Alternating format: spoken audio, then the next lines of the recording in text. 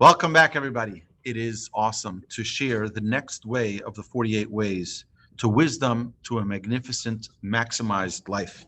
So we started off, the first we discussed was with study, to learn, learn, learn. Every day of life should be filled with learning.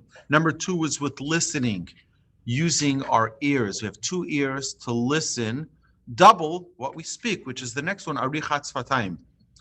Everything you hear, verbalize it so that you can make it your own. And then number four we discussed was bevinat halev, putting it into action, understanding of the heart. Many times we know things in our mind, but we don't put them into action. We know there's a speed limit, but we don't obey it. When we put things into our heart, we put it into action. And then we discussed way number five, which is with awe. Live every day with awe. Be inspired. Look at the world that God gave us. Look at the majesty. Look at the brilliance. It is incredible. I will tell you personally, my wife, as many of you know, is pregnant, and we went for our regular checkup, and we had the ultrasound. And as you know, I'm an EMT, and I spent a lot of time learning about the heart. And when you see, I started crying. When you see the heart with the ultrasound, exactly how the right atrium, the right ventricle, the left atrium, the left ventricle, and all of the different, it is unreal. It is breathtaking. We can live every day in awe. And that's what the Mishnah is telling us. You want to maximize life? Get some awe in your life. That makes your life awesome. And now we have number six. Number six is with fear. Now, awe is not to be conflated with fear. Fear is reverence, but it's also, what does fear mean?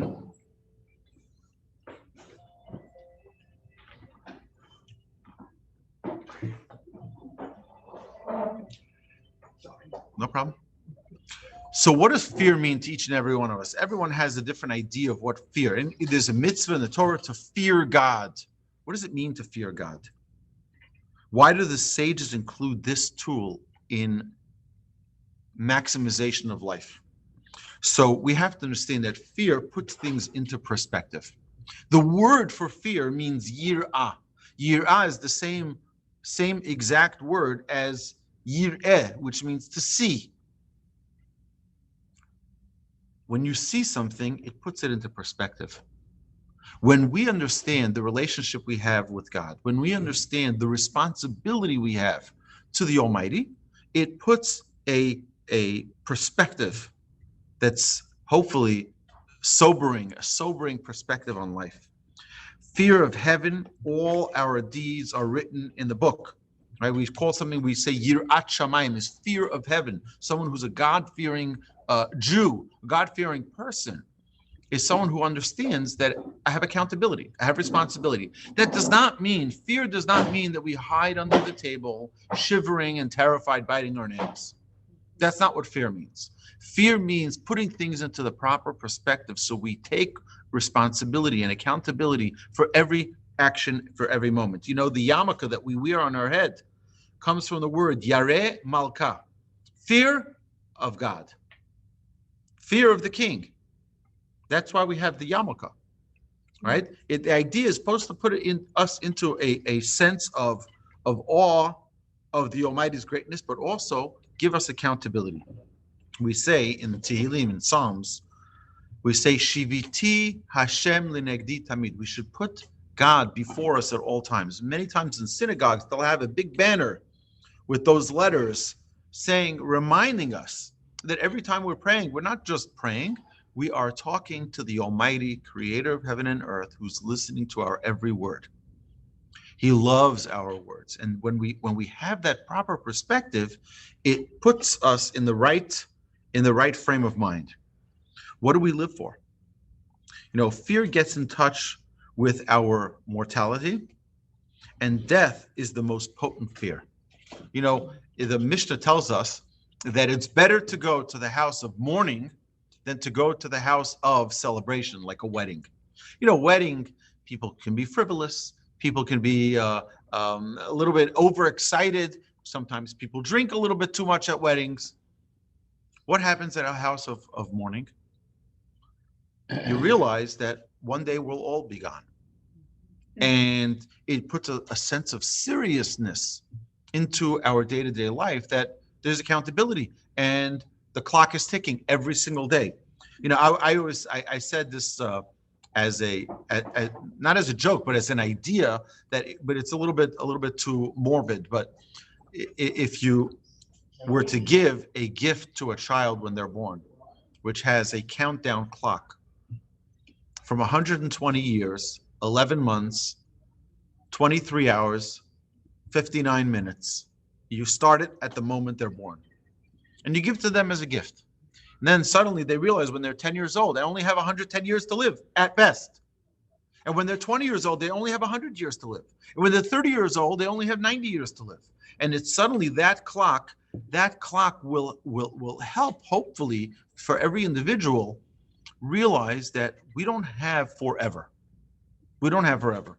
So that, some people I've spoken to over the years, they asked me, what do I do? I have a sibling I haven't spoken to in many years. I have a child, God forbid, someone has a child that they don't talk to, right? I've had people talk to me about these issues, or a sister-in-law or a brother-in-law that they've excommunicated because they didn't invite them to their wedding, or they didn't give them a right gift, or they didn't name their child the way they want, whatever it is.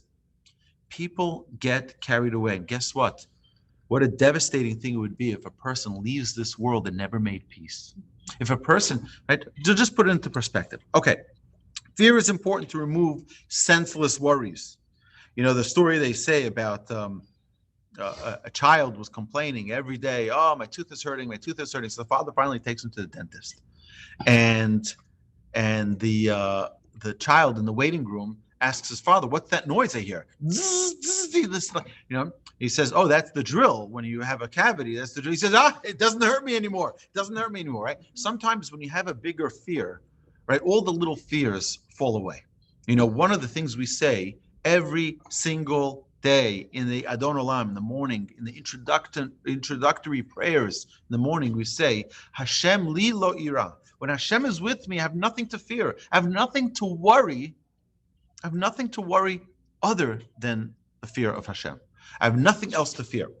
Why? Because there's a big perspective. The little things, so this didn't work out, that didn't work out. I don't have to worry about it as long as the big picture is on course. When, God forbid, one has a harsh diagnosis, the minute worries of money, competition, car insurance, they fall to the wayside. Why? Because there's something which is far greater that suddenly comes up. It puts things into perspective. The little things that we have, and we're dealing with a generation, by the way, that is heavily medicated for stress and anxiety and all of these different symptoms that are coming because we're not ready to have that big fear that will really knock away many of those little fears. The psalmist King David had a brilliant son. We know King Solomon. King Solomon wrote Proverbs. One of the things he writes in Proverbs is Ashrei Adam Mifached Tamid. Praised is the man who's always has this perspective, who always is in fear of losing opportunities. Think of the idea. If you had the opportunity to invest in Microsoft on day one, and you didn't invest in Microsoft, you could have put $1,000. That $1,000 could be today, who knows how much. Imagine. It's unbelievable. What an opportunity. And now what happens? You missed that opportunity. So there's only one benefit. We mentioned this in the previous podcast. Regret has only one purpose, one good purpose, and that is not to lose future opportunities. To just sit there and sulk and be upset and sad and all, I can't believe it, and live a whole life with regret, that's not healthy. But if you take it as a springboard, that for new opportunities, you're not going to miss out. So an example for that is, if God forbid we left this world and we realized, I didn't properly focus my life. Instead of focusing my life on things that were important, I invested my life in things that were unimportant or less important. That should put a fear in each and every one of us. If you don't know what you're ready to die for, you haven't begun living. I've said this hundreds of times. This is a quote from Rabbi Noah Weinberg of blessed memory. He says, if you don't know what you're ready to die for, you haven't begun living. I'll give you an example. Are you ready to die for our career? Most people not. Are we ready to die for our hobbies, for skydiving, or what are we ready to die for? We're ready to die for our children. We're ready to die for our family, right? We're ready to die for the Almighty. So why don't we live for that? If you know what you're ready to die for, know what you're ready to live for. And if I'm ready to die for my family, then I should live for my family. I should never miss a birthday. I should never miss a graduation. I should never miss a softball game or a Little League game, because I'm living for my family. If I'm ready to die for them, I should definitely be willing to live for them. And think of what are those values that we're ready to die for, and let's live for them. When a baby is born, it cries. It doesn't want to be here in this physical world. You see, the baby is born after being in gestation, hopefully for 9 full months. The sages tell us, the Midrash tells us, that the baby in the womb, in the mother's womb, is studying the entire Torah with the angels. It's living in a completely spiritual world. It says that the baby can see from one side of the world to the other. What does that mean? That means that there's no interruption, there's no distraction, there's no physical limitations. It's living in a spiritual existence. Wow, it's a great place to be. Suddenly comes into this world trapped by physical limitations, and it can't succeed the way it wants to. So our sages tell us the baby cries because it really doesn't want to be here. And what do? We try to pacify it with a balloon and with a doll and with a toy, with whatever it is, to try to do. It's okay. But we're not here to be here. We're here to accomplish. We're here to get things done. And that's the fear, that if God forbid life passed us by and we didn't attain those achievements that were expected of us. There's a story, I'll end with this. There's a story that's told about a great sage who wrote a book. He wrote a book, and it's a masterpiece. Anybody who knows this book, it's a masterpiece on Talmud study. It's brilliant. And when the rabbi concluded the book and it was published, he made a very big party. He said, I want to tell you why I made this party. He said, when I was a child, my teacher that the parents hired, said, I can't teach this kid. This kid is so ADHD. This kid is so restless. I can't get anything through in edgewise. So he overheard the conversation the parents were having that evening, from his room, from his bed. He hears the parents said, you know what? Let's just take him to the shoemaker, and he'll teach him how to make shoes, and he'll be a good shoe repairsman. He'll be a good shoemaker, and that's what'll be of him. He heard that and he had a shudder. He says, they're giving up on me. I have to show that I'm not going to give up. He says, this book came from that night's dream, where he had a dream and he died in the dream. And he comes up to heaven, and in heaven they say, oh, where's your book that you wrote on the Talmud? Me, book? I'm a shoe. I fix shoes. I'm a shoe repairman. I'm not an author. I'm not a scholar. They're like, no. We sent you down to this world to write that book. Where is that book? And the rabbi picks up this book. He says, this is the book they showed me in that dream. This is what I came into this world for. I was brought here right? And many times we choose the easier route, but it's not always the better route. Just one more thing when we talk about yirah, which is perspective. You know, the word for Shabbat, it says, V'karata leShabbat oneg. You should call Shabbat oneg, a delight, a delicacy. That's what it's a pleasure, Shabbat. But you see, there are sometimes that people would say, nah, Shabbat is, it's difficult. Shabbat, I can't drive. Shabbat, I can't do this. I can't do that. I can't. So our sages tell us that it all depends on your perspective. You can read the word oneg as a pleasure, or if you readjust the letters, the ayin, if you take the ayin, the I, and you put it to the end, instead of putting it at the beginning, it becomes from an oneg, from a pleasure, it becomes a nega, a plague. It all depends on how you look at it. And everything in life, we can look at it in a perspective that is uplifting. We can look at it in a perspective that is elevating, motivating, exciting, or we can look at it as like, oh, and you can see the same, by the way, there are people who,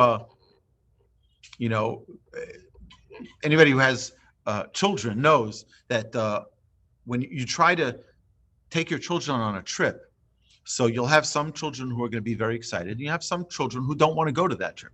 They don't want to go. All right, I'll give you an example. An amusement park.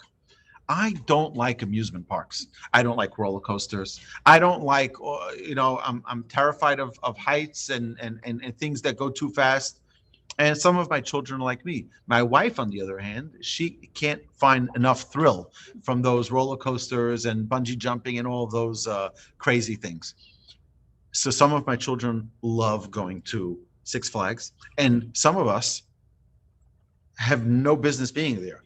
We don't find it amusing. We don't find it entertaining, but that's all in the perspective.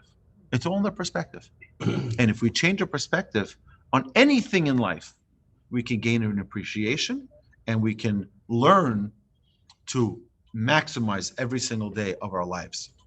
So that concludes way number 6.